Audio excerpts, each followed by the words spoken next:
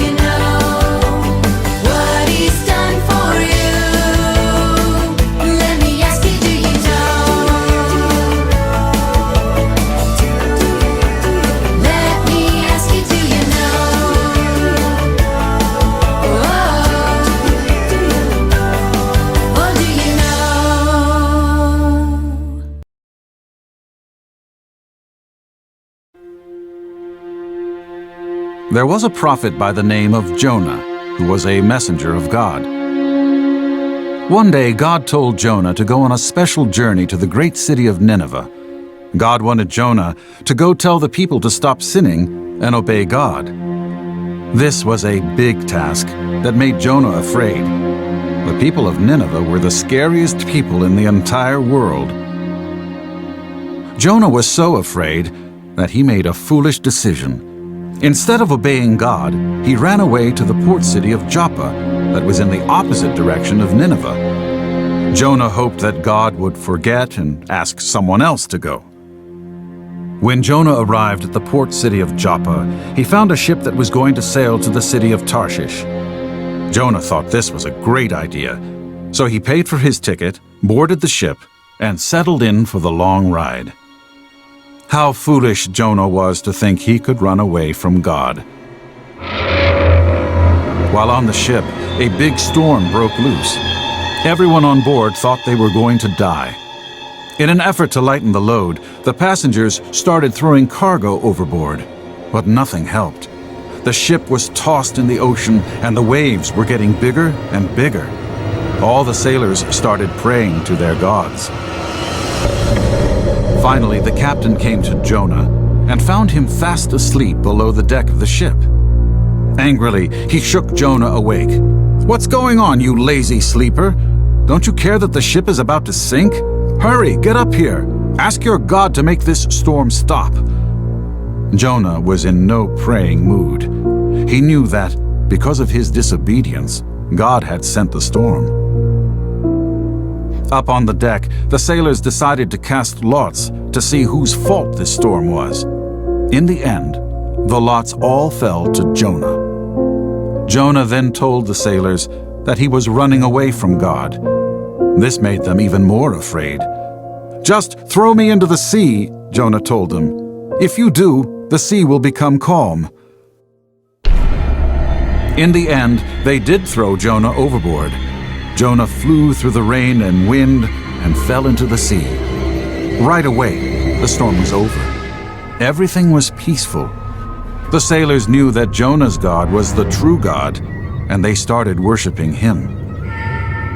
As Jonah was sinking deeper into the dark water, a big fish appeared out of nowhere and swallowed him.